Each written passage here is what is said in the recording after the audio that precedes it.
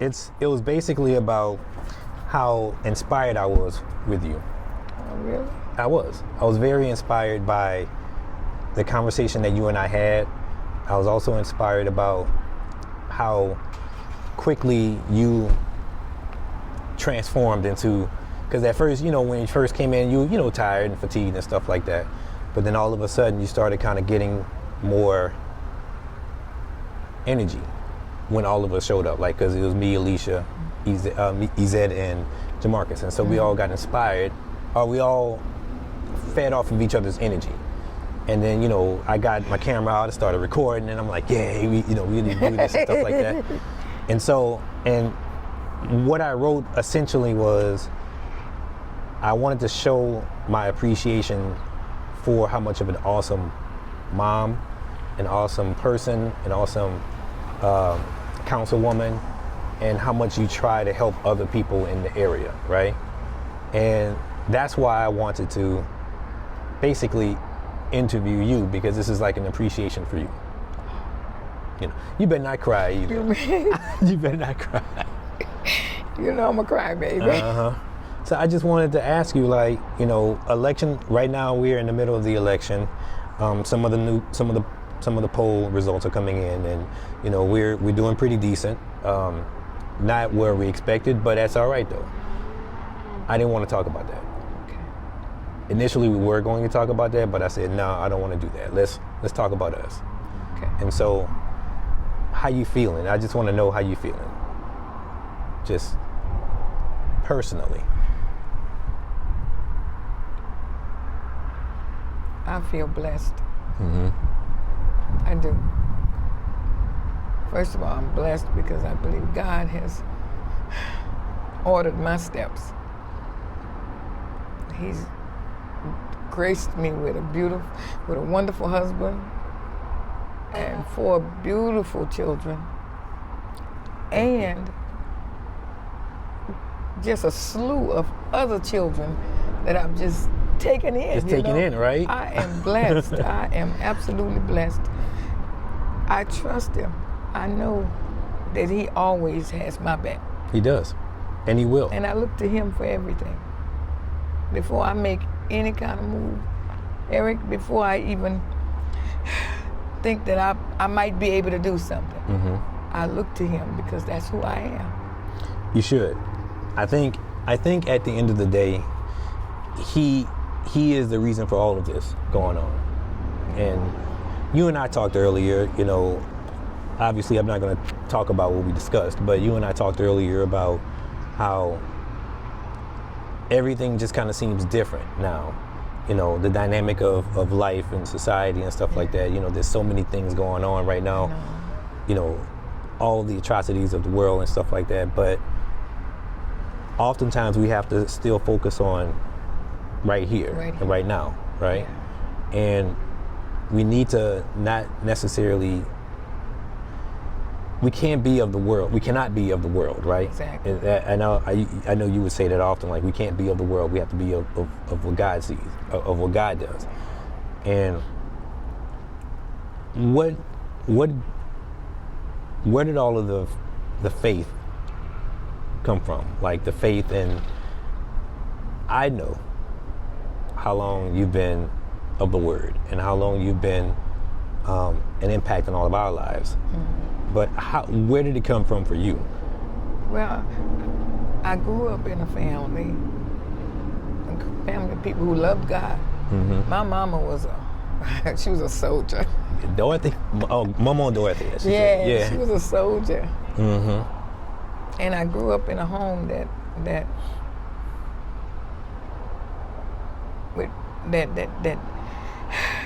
instilled in me some things that I just didn't see when I was as a child. Some things you just kind of deal with things, but my mom and my dad, they were some outstanding people. Even though I wasn't particularly into it at that time, into God and everything. As a matter of fact, at one time I said I was going to be a Muslim. I never knew that. I'm serious. I never knew that.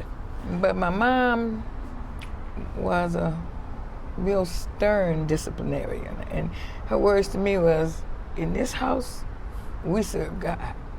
You know, Right. I don't have anything to do with the other things outside of this house.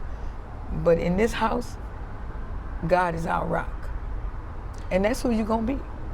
That's who you're going to serve. She told me that.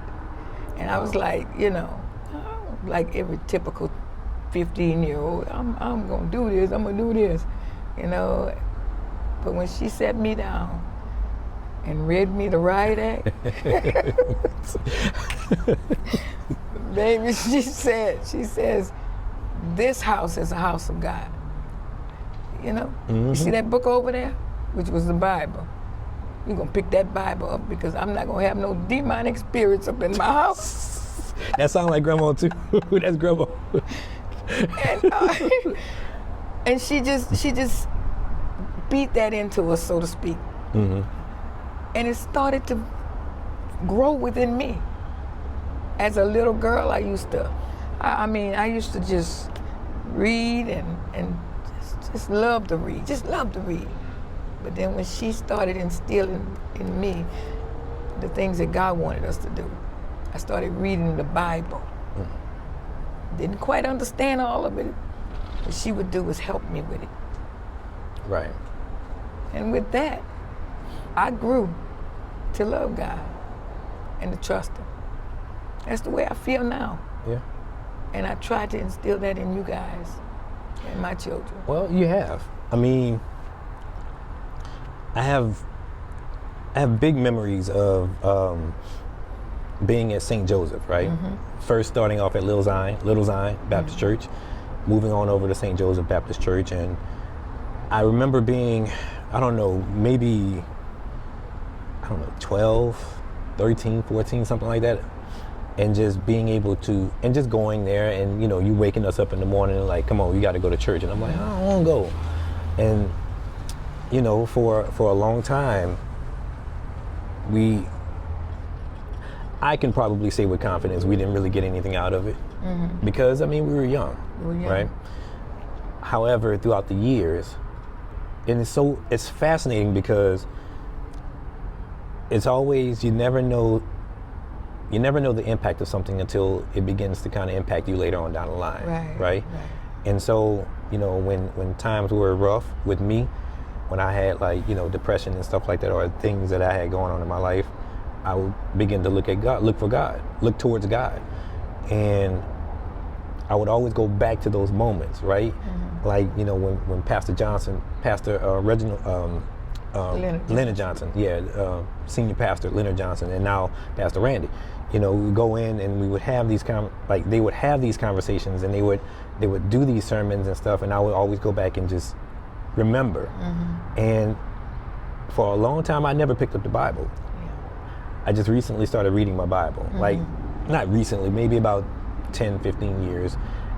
But the beautiful thing about it is that everything that was instilled in us, in me particularly, from a young age, began to manifest itself at a later age. And I remember you saying that once before, a long time ago. I remember you saying something on the lines of, you know, I just want y'all to know it, to know the Bible, and once you know it, it'll always be there for you. Exactly. And that's what happened. Like, you know, because for years, never read it, never did anything, but all of a sudden I started reading it, and I started getting more in tune with how God walks, or how God wants us to walk, and all the things that align with Him and His Word. Exactly.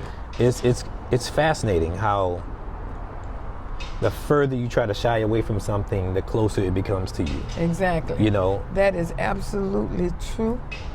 That's a fact. It is. And you know what? I take great pride in the fact that each and every one of you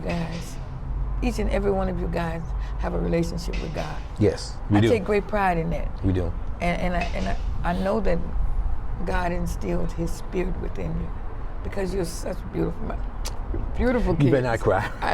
You better not cry. You know I'm a cry baby. I love you guys so much. And it's just the fact that you're humble. Yes. Yeah. That's what God teaches us. Humility, love. That's what I wanted for y'all. And then as I look at you today, and I look at your sisters, and your brother, and just the people that you're around, it's like people tend to gravitate to you guys. I agree with that. I love that. I agree. love that. And you know what? I love being in your presence. I love being with you guys. I do. I mean, it hurts my heart sometimes when I can't, but I love y'all. Right. I love y'all with all of me. I know you do. Oh yeah. I know you do. And the thing is, you know, we are not here without you. And which kind of goes into something else I wanted to ask you. Ariane, my daughter, your granddaughter, Ariane, which for the people they may not know, but I have a daughter named Ariane, which is her granddaughter. My granddaughter. Yeah. And so she came down for the weekend. She did. Yeah, she came down this past weekend, and right now she is in college. You know, she's studying in NYU, and she's trying her best to get this job at a magazine. And she said, you know, one thing I realized is that writing is my life. Right. It's always been my life. Right. And I said, well, you know who you got that from? She said, yeah, I got it from you. I said, no, you got it from your grandmother. Because I always call you my inspiration. Oh. Because of the things. You remember when we had that showcase? I had that showcase back in New Orleans, and I remember. It was at 2015. And I said, Mama, can you write something for me, please? And you're like, I mean, son, I hadn't written anything in years. I'm like, no, just write something.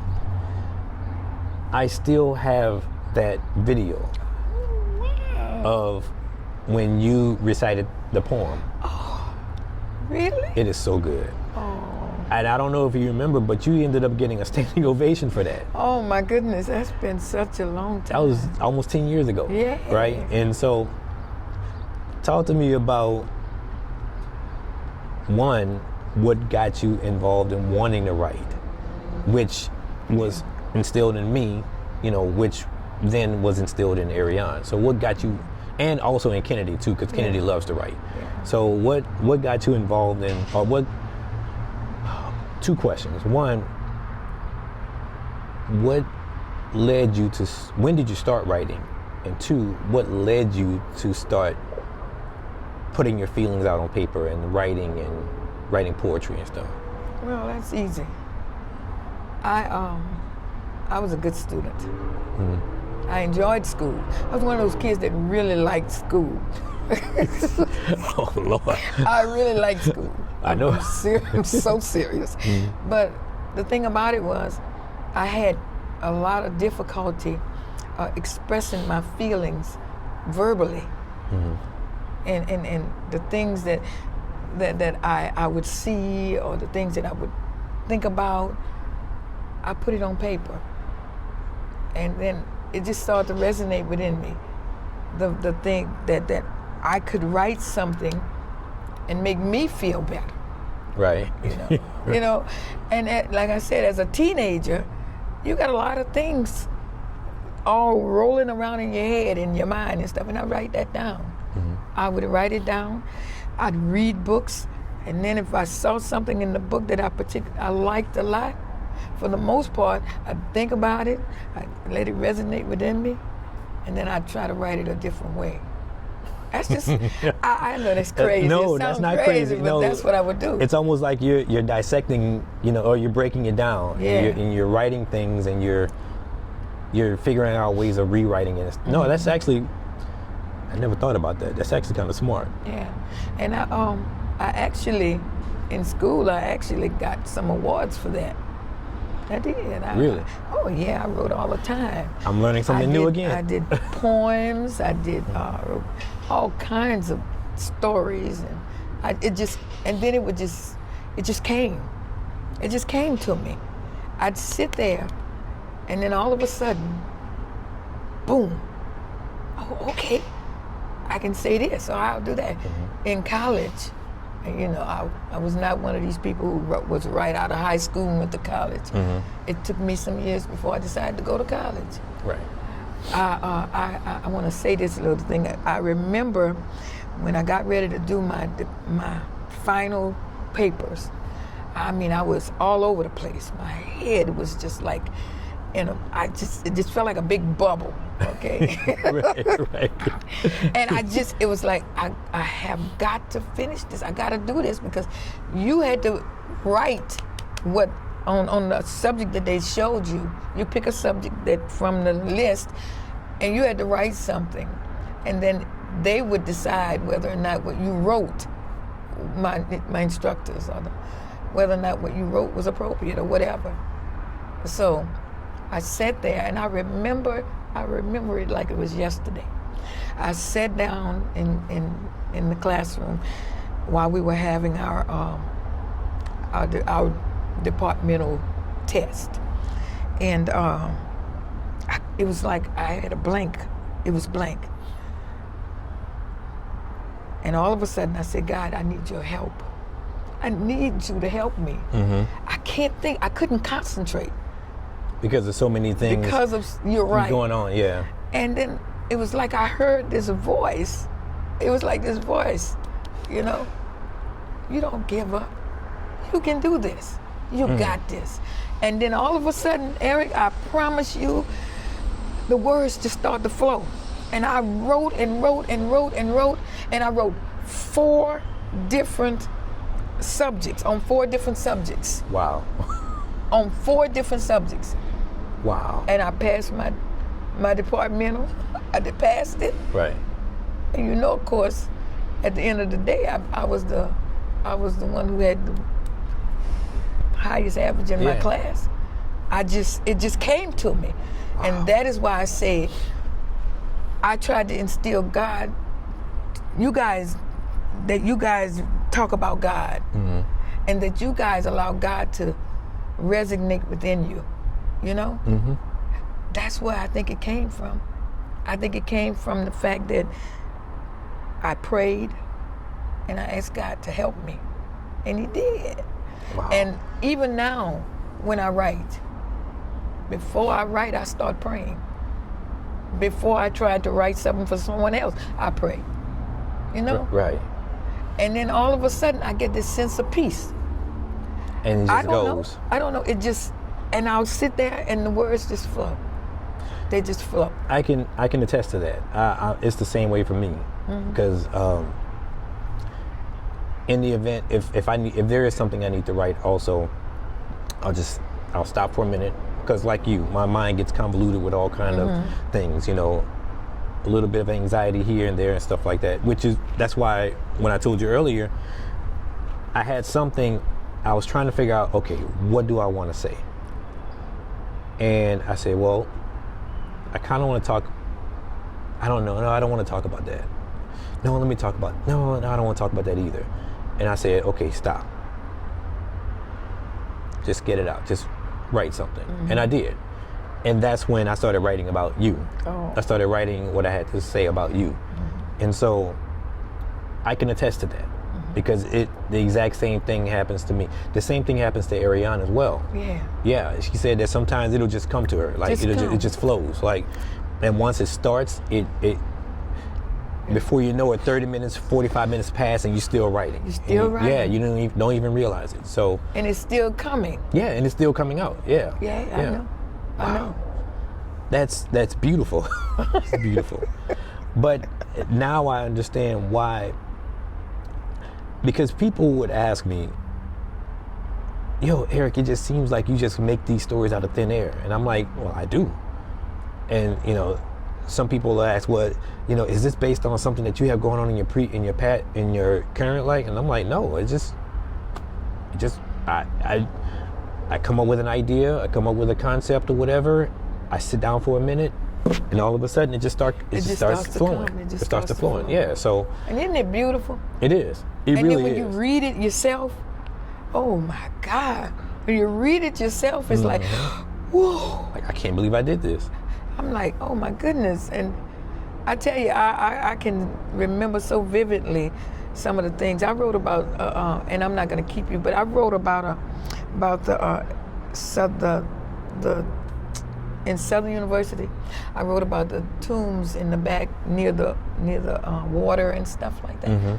And I didn't know a whole lot about it, but then all of a sudden it just, and my English teacher read it, and she was like, "This is so beautiful." Wow. You know? And Wow. I'm like, I guess she thought I had researched it, but it was just looking at it. I sat and I looked at them, and I looked at the names on them, and it's just, It just it just happened. It just started flowing. Yeah.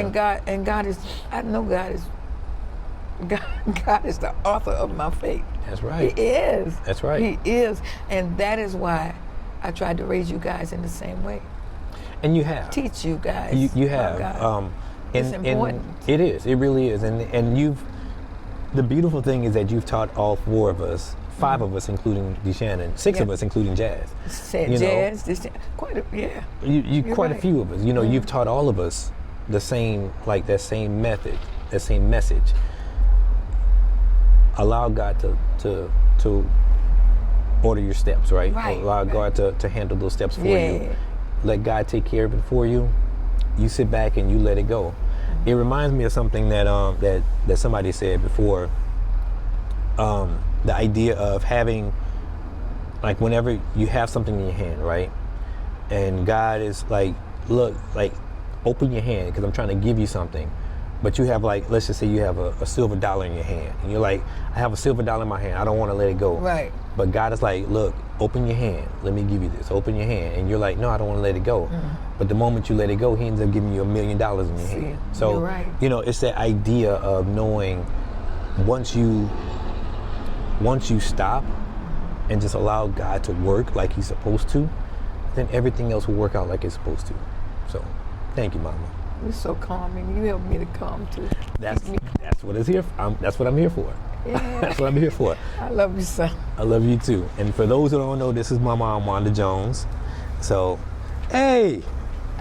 And so, you snuck it. So, thank you, Mama. I appreciate this. I love you. I love you too, sweetheart. And I will see y'all next time.